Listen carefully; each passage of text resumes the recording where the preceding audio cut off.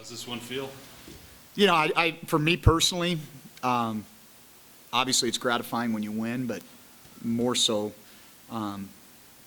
you know, to see the smile on those kids' face, and not just the seniors, but all of our guys. And it's obviously been a tough stretch for us, and just to be able to feel what it is to be a winner again, and that's important. And so it's like I said, it's gratifying. I feel good for our staff. I feel good for our players. You've been looking for those breakthrough moments Yeah. for a while. Seems like you had a few today. I think there were a couple. You know, I thought Chris really, you know, one of the things that we talked about last night with the team was, hey fellas, let's not talk about getting 3 takeaways.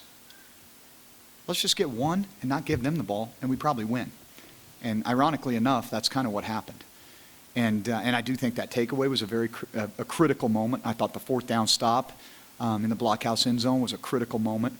I thought our ability to, you know, get first downs even after the 10-yard penalty at the end of the game and run the clock out, you know, that was something that we had struggled to do at times, and just very, very happy for these kids. The way you guys won, running the ball with authority like you did, riding Chad like you did, that must add a little bit to it as well, right? Well, I mean, I like that style, obviously, but, you know, we're going to have to be more diverse as an offense as we mature and develop. But, you know, I think our offensive line did a really nice job today. Obviously, Chad, over 100 yards, and I think the key was Chris really did a nice job of making decisions. And when he ran the ball, I thought he ran the ball with more authority. You know, it was more physical finishing runs, and I think that's a good step in the right direction for him. Talk about the Kevin touchdown pass. Yeah, so something we've had for a while, and he's actually a very good thrower, as you saw. In fact, I think there's a bunch of people in the stands behind us who are saying, why don't you play him at quarterback? But Kevin's a ball player. You know, he had a really important play for us in this game on the punt return where he made a good decision. The ball's on the ground, takes one hop, boom, splits it, and that helped us to get a score at the end of the first half. And I thought he executed that very well. It was actually designed to go to Chris, and he came back to Cam. And so, yeah, he's going to his second read there. That's pretty good for a true freshman, you know, on a reverse pass. So great play by him, and you know, I think he's a young man that's going to be a very good football player for us down the road. UC Davis's, I guess, second possession was like 8 minutes long, and it seemed like they were trying to grind the clock. How'd you flip that aspect of the game in your favor? Well, you know, I mean, it came down to third downs, and we were very ineffective defensively on third downs in the first half, and you saw that change in the second half. And I think that one of the things that occurred was when our defense needed a break, our offense picked them up. We were able to put together a drive to kind of give them that confidence and also give them a little bit of a break and let them catch their breath and talk about what we needed to do in terms of adjustments. And so that's team football, you know, and I think in all 3 phases today we did a very nice job. I thought we played very well on special teams, took the points and created field position when the opportunity was there. Thought our offense picked our defense up when they were struggling, and our defense picked our offense up when they were struggling, and it takes all 3 sides and even the sideline, and so it was a good team win today.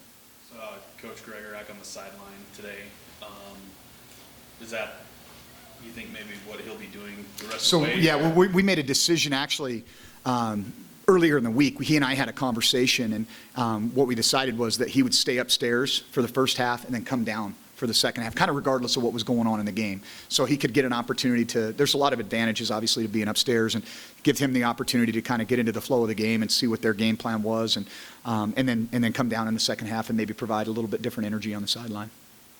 Can you talk about Jason Yates' performance today with kick returns? Yeah, I thought he did a great job, you know, of creating field position for us. I mean, his first kickoff return set up our first score, and again, that's what good football teams do. And so I think we played pretty efficiently on special teams. We've kind of gone through a couple of returners back there. You know, a few weeks ago, Logan was doing a great job, and he's out with a bit of an injury. And so I thought Jay Sean stepped in and carried the flag, and obviously he's done some of that in the past and showed his ability today as well. You talked about the defense getting some time to recover. What else did they do so well in that second half? I think only 100 yards or so. Well, we made it one-dimensional. You know, once we got the 2-score lead, they went into some tempo, and that's when they put that long drive together kind of midway through the fourth quarter. And that was really, and they did it at the end of the first half too, and got the field goal, and that was really kind of the only thing that they were able to have success with. I thought we did a tremendous job, with the exception of maybe the fly sweep, of bottling up 2 very good backs, and a team that's very much committed to running the football. And so that's a credit to our front 7 and the game plan that our defensive staff had going in. You mentioned the run game, but just Chad individually, for him to go out like this with a win and to rush for 100 yards, what can you say about that? Doesn't surprise me a bit. I mean, at the end of the day, if you're me, who do you want with the ball in their hand at the end of the game? And so, he's a first-class young man, and he's a tremendous football player and competitor.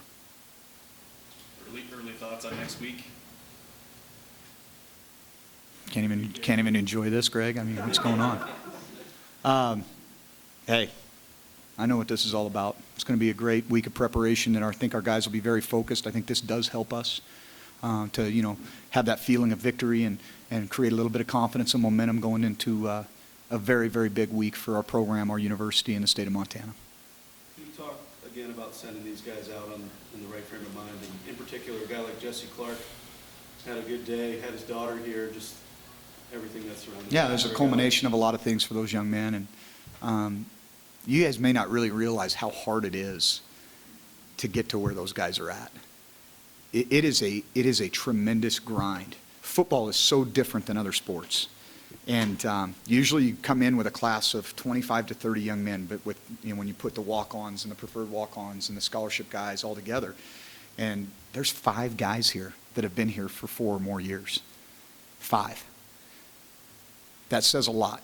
And even those guys that are transfers, they've had to battle through some things and have a great deal of perseverance, whether it's injury, whether it's a guy like Johnny Walker who's looking for a new opportunity, or there's just a lot of things that I just have a tremendous amount of respect for. Those guys are going to probably be pretty successful in life because they understand how to stick to it. And I think that takes a lot of fortitude and a lot of character.